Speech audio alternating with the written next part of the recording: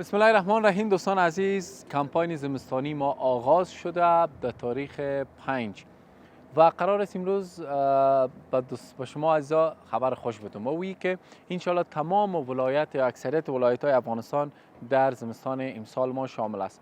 کابل، پروان، پنجشیر، بغلان، کندوز، کندهار، هرات، فرا، هلمند، بادغیس، مزار، جوزجان، سمنگان، دایکندی، همه ولایت انشالله.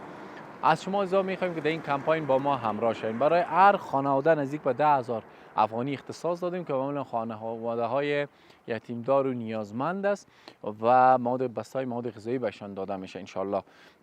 شما میتونید که لینک ها رو مشاهده کنید، از طریق سهم بگیرید، از طریق وسترن یونین، حواله و بخاطر راهنمود لازم شماره واتساپ مشاهده میکنید و همچنان شما میتونید در مسنجر پیام بگذارین با طرق مختلف انشالله. با هر شکلی که به شما ساده تر است ما در خدمت شما هستیم و فراموش نکنین عزیزایی که توانایی سهمگیری ندارن این کلیپ اگر شیر کنن انشالله خالی از اجر پاداش به اونها نیز نخواهد بود.